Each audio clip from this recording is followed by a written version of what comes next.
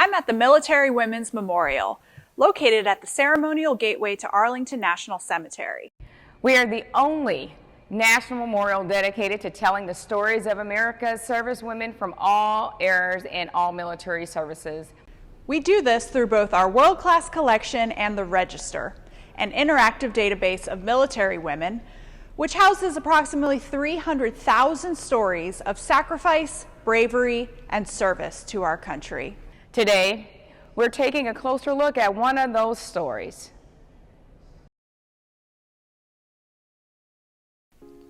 Hi there! Today we're going to be attempting to recreate a recipe from World War I. Ethel Ash was a school teacher from Des Moines who volunteered with the YMCA, which was a uniformed organization that worked alongside the military to support morale-boosting activities. One of the ways Ethel worked to support morale was to make donuts, and I'm talking hundreds of donuts every day. She talked about this in a letter home to her family dated March 30th, 1919. She specifically mentions she had no eggs and no milk. And the only ingredients that she mentions are sugar, cocoa, and condensed milk. She also does not mention flour or any sort of leavening agents. All right, let's get cooking. Now for this first round, I'm going to take her literally at her word, and we're just using the 3 ingredients that she mentioned, the cocoa, the sugar, and the condensed milk. Now she says she makes this into a thick cooked paste. The only type of food that I could think of that involves making a thick cooked paste before then baking is either a pâte à choux or a churro, which is a cooked batter which you then fry or bake. And we're starting with our cocoa. So she has no measurements, by the way. I'm completely guessing at everything. 1/4 cup of sugar. And then we're just going to add the condensed milk until it looks like a paste. I don't know how much that is.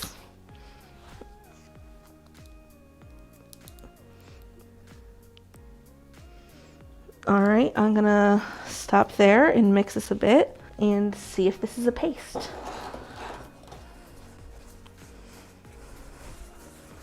All right, I'm going to apply heat now.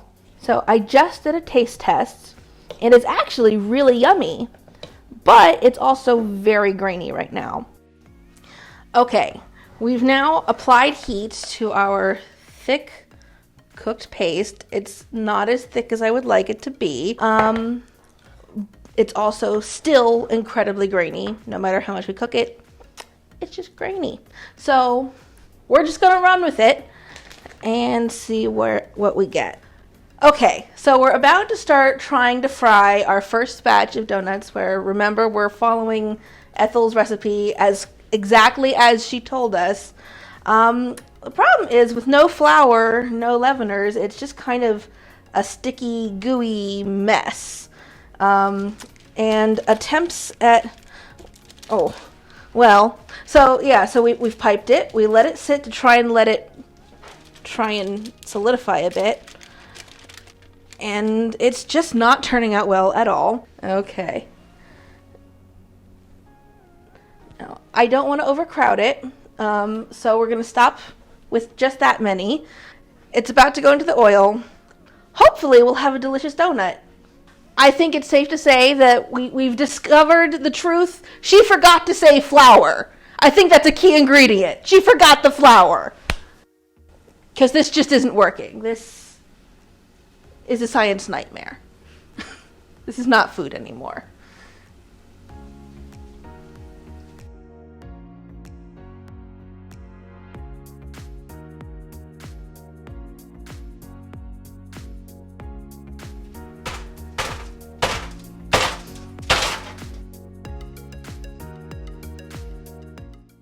Okay, so now that we've done our first version, we're gonna recreate this, but this time assume that things like flour and leaveners were so obvious to Ethel that she didn't even bother to write them down.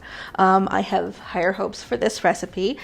So what we're doing is I've taken a churro recipe here, and we've kind of edited it a bit to make it closer to what Ethel was describing. So she was able to use eggs. We're not allowed to use eggs. She also surprise, does not mention using condensed milk. So we're basically gonna use the condensed milk as the moisture that we would have been getting from the eggs. We're also gonna be using self-rising flour. This is our cheeky little cheat, so we get both flour and leaveners all in one ingredient. Okay, let's get started. So now it calls for 1 cup of water. Let's do that first. 1/4 cup of unsalted butter. And we'll cut this up into tabs. 1/4 cup of sugar. Go. 1/2 teaspoon of vanilla. Now, what we've all been waiting for, 1 1/4 cups of flour. So she didn't mention cocoa powder because that's not what she was making, but that's what we're making. So I'm gonna see what 1 tablespoon looks like, and we can always add more if that's not enough. Next, she has the eggs, which we're not allowed to use, so instead we are using our condensed milk, and that will hopefully approximate those 2 eggs that she had called for. So now we're gonna apply heat and see if we can create our thick cooked paste. So we've been cooking this for a couple minutes.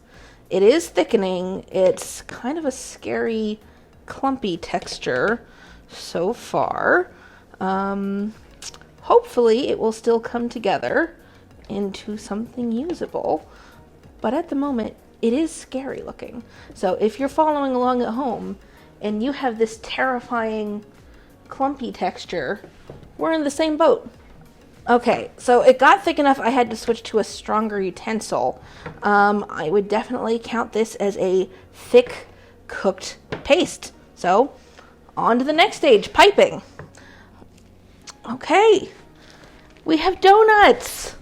Look at them. They're not pretty, but hopefully they'll be yummy. Okay, time to fry up our second batch. I don't want to overcrowd it, so I'm just going to do 3. Listen to it bubble. All right, let's look at these guys. There they are. So, okay, these look like donuts. I think this is a success. Let's give that a look-see. Okay, I undercooked it. That's on me. That's not the recipe's fault. But let's see how it turned out. Okay, it is undercooked, but it's not bad. It tastes decent. That's a donut. We made donuts. So it's not quite what we had in mind when we started, but we've created a semi-edible product. So I deem it a success. Thanks for joining us on our culinary adventure through history today. We had a lot of fun trying to recreate Ethel Ash's donuts.